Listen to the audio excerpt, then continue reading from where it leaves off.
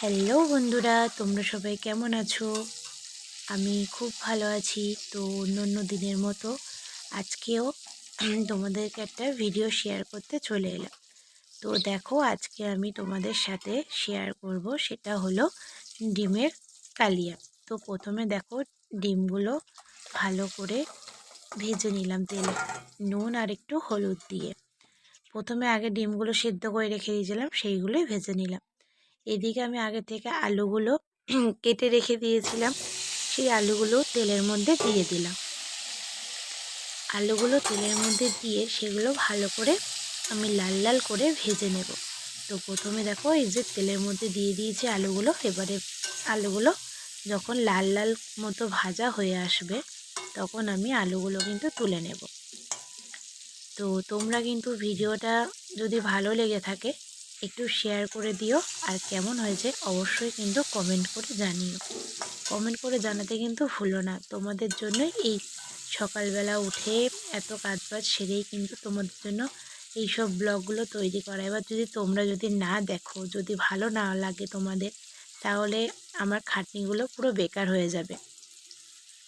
এই টুইন্স বেবিদেরকে নিয়ে সারাদিন এত কাজকর্ম, তার মধ্যে ভিডিও করা সত্যি পসিবল হয়ে ওঠে না। তো দেখো, এদিকে আমার আলুগুলো লাল লাল করে ভাজা হয়ে যাচ্ছে, আর এদিকে ভাত হয়ে গেছে, ভাতটাও দিয়ে দিয়েছি।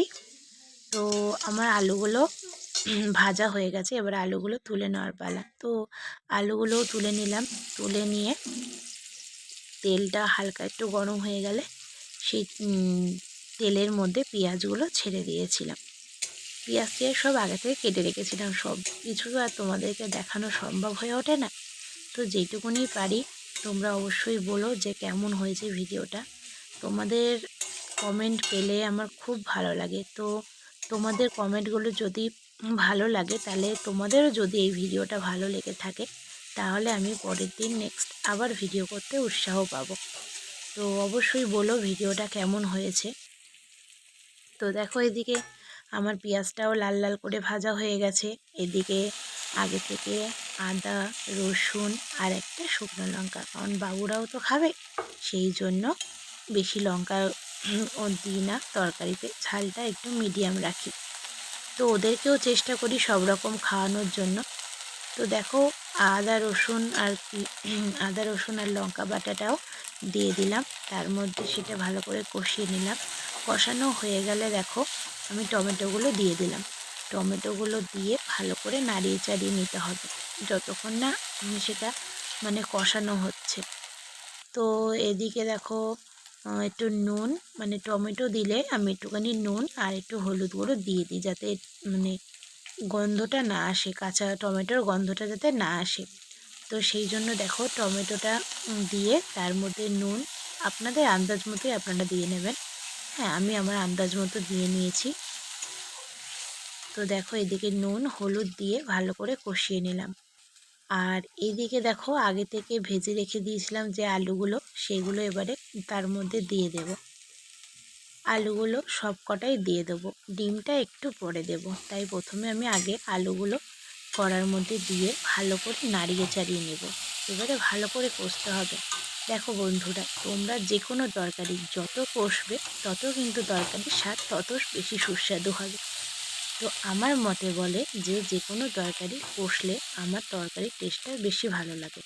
তো সেই জন্যই আমি তরকারিটা ভালো করে অল্প অল্প জল দিই, অল্প অল্প করে জল দেবো, আর অল্প অল্প করে নাড়িয়ে চাড়িয়ে কষিয়ে নেব।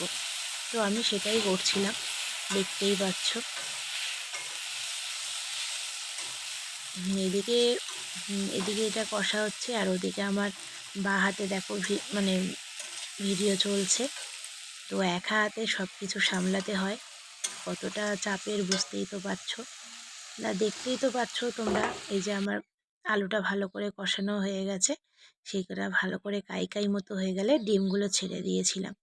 ডিমগুলো ছেড়ে দিয়ে তার মধ্যে জল দিয়ে দিয়েছিলাম। তো এদিকে দেখো, ততক্ষণ ওটা ফুটতে থাকুক, আর এদিকে আমার বাগান বাড়িটা তোমাদেরকে দেখিয়ে দিলাম। আমি একটু ধনেপাতা তুলতে যাচ্ছি, কারণ এখন শীতের সময় ধনেপাতা দিলে তরকারিতে স্বাদটা খুব সুন্দর হয়। আর তাও ডিমের কালিয়া বলে কথা, ধনেপাতা দেবো না সেটা কোনো দিন হতে পারে? তো চলো, শ্বশুর এত ধনেপাতা লাগিয়েছে, সব তো বাজারেই চলে যায়, তা আমরাও কিছুটা ধনেপাতা তুলে নিয়ে চলে আসলাম। এই দেখো সেই ধনেপাতা। তো ধনেপাতাগুলোকে ধুয়ে একটু কেটে নেব। কেটে নিয়েছি। এদিকে দেখো এবারে গরম মশলা, সানরাইজ গরম মশলা, শাহি গরম মশলাটা ডিমের ঝোলে দিয়ে দিলাম। হ্যাঁ, দেওয়ার পরে এবারে ধনেপাতাগুলো কেটে নিয়েছিলাম, সেই ধনেপাতাগুলো দিয়ে দিলাম। তরকারিটা কিন্তু বন্ধুরা সেই লেভেলের হয়েছে, একবার এইভাবে ট্রাই করে দেখো, তরকারিটা খুব সুন্দর লাগবে। তো এই দেখো আমার ফাইনাল রেজাল্ট, তরকারি রেডি। তো কেমন হয়েছে অবশ্যই